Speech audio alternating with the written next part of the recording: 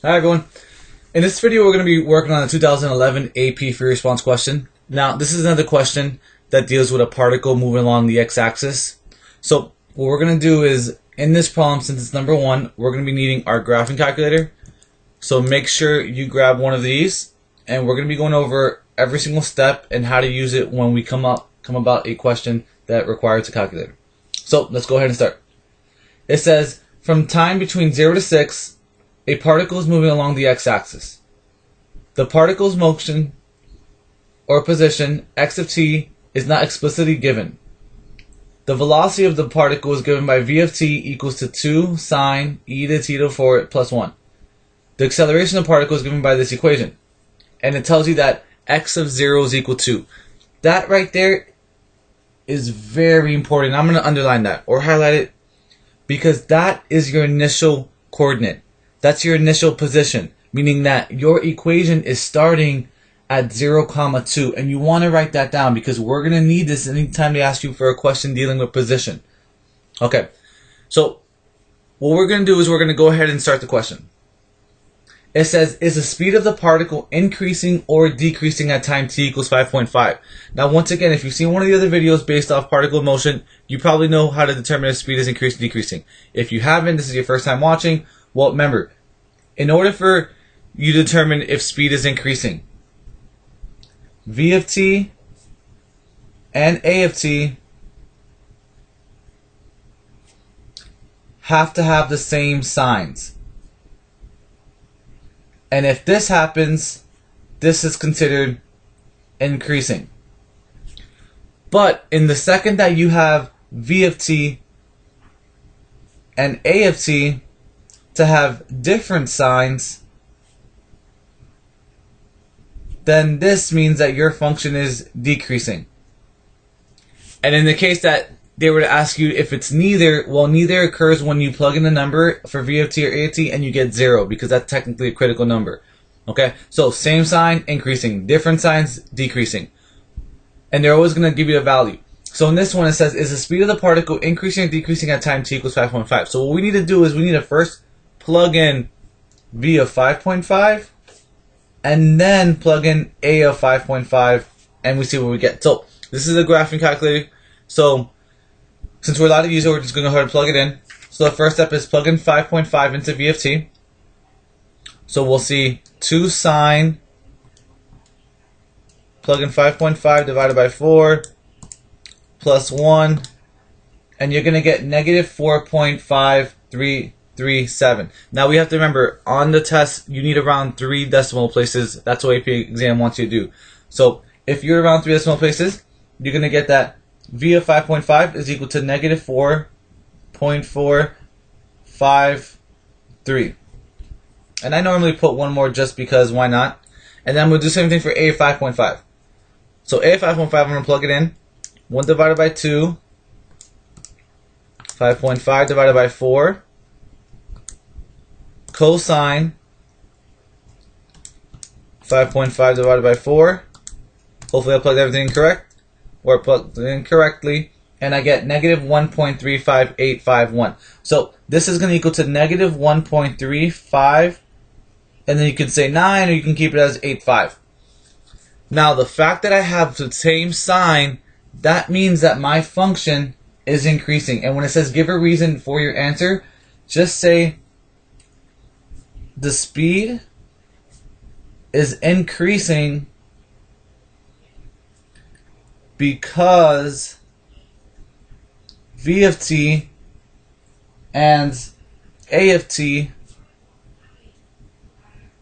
have the same sign.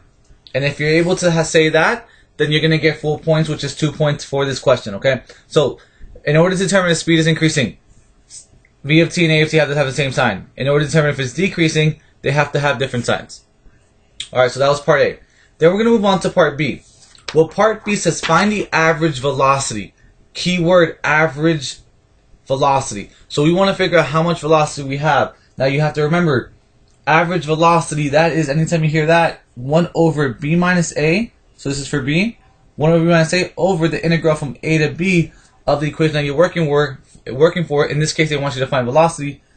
So that's v of t dt.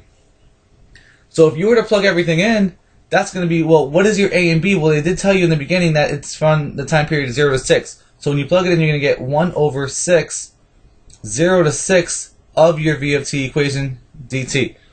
Now, since we're allowed to use a calculator, go ahead and grab your calculator again, and you're going to type 1 divided by 6.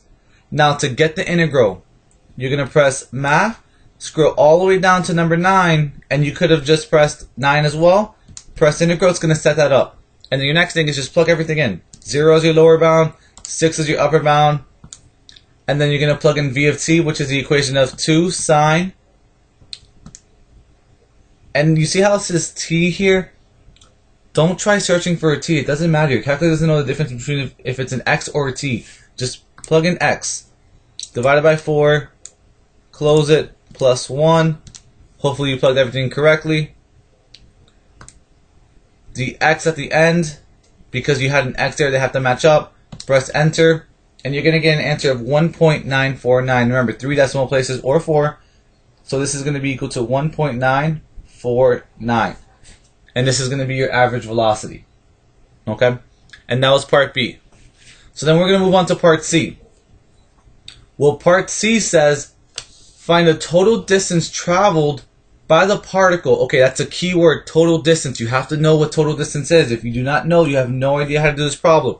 Total distance is from point A to point B of the absolute value of velocity in respect to t. That is the equation for total distance. So what we're going to do is go ahead, well, because they're telling you from 0 to 6, we know it's 0, 6, absolute value of velocity, which we already have, dt. So once again, go ahead and grab your calculator, clear your screen if you want to,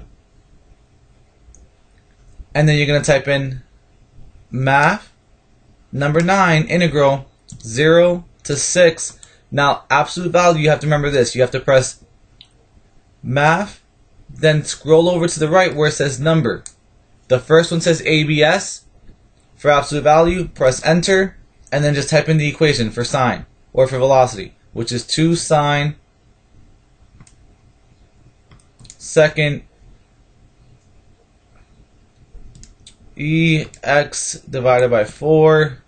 Close the parentheses, plus 1. Hopefully we plugged everything correct.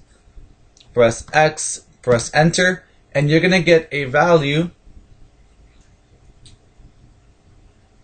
as soon as the calculator stops working of 12.573. Remember, around 3 decimal places? 12.573. And that's going to be your answer for part C. So how did I know I was going to do this? Because the fact that you read total distance. Total distance lets you know it's from A to B of the absolute value of velocity.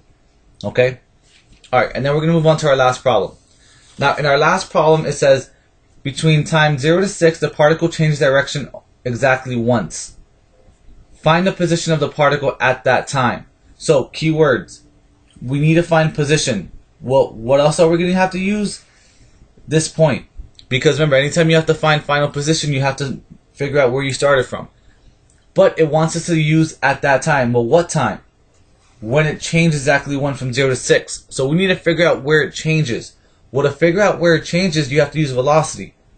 Because velocity helps you determine where it changes from increasing and decreasing. And these are your critical numbers. So grab your calculator once more. Go to y equals 2. And you're going to type in the velocity equation. Because what we want to find out are our zeros. Where does the graph change? And that's where it ever hits the x-axis. So we're going to put 2 sine second E. Don't forget to put the x divided by 4. Close it, plus 1. Then you're going to graph it. And when you graph it, you should get something that looks like that. Now, they only care about from 0 to 6. So that's 0 all the way to 6, which is right there. Now, what you could notice is it does only intersect the x-axis one time. It changes one time. Now, because this is velocity, you have to remember everything above the x-axis is increasing. Everything below is decreasing. So that's how you get max and mins. That's why we're looking at the velocity graph in order to determine when it changes that direction. From increasing, decreasing, decreasing, increasing.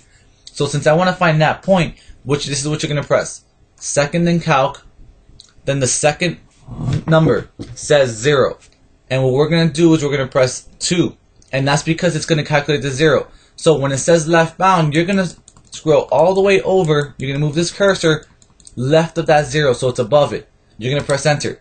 It's going to ask you right bound. But when it asks you right bound, you want to get right of that 0. So that's below it. You're going to press enter. And what you're essentially doing is you're trapping the 0 between the left bound and the right bound. And when it says guess, just press enter. And it's going to give you 5.19.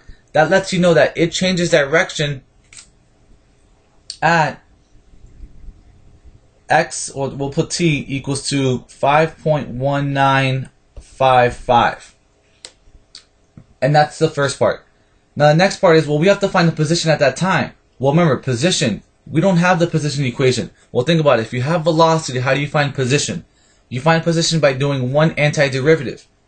So what we need to do is we need to find the antiderivative from 0, because that's our starting point, to 5.1955, of which equation velocity. Because if we find the antiderivative velocity, it's going to give us position. But this is how much we've traveled. This is how much we traveled from 0 to 5.195. That's how much we've traveled. Well, where did we start? Well, we started, don't forget, at 2. And that was your initial condition. So you always have to take account for your initial condition. And the next part, once you have that, is just grab your calculator once more, clear it out, go back to your home page, and just type it in. 2 plus math the 9, 0, all the way to 5.1955. V of t, which we've been typing a million times thus far, is 2 sine second e x divided by 4. Close it, plus 1. Don't forget to put the x to finish it off. Press enter, and hopefully you get 14.1347. So this answer will be 14.13, and if you want it around to 3 decimal places, because that's what AP wants,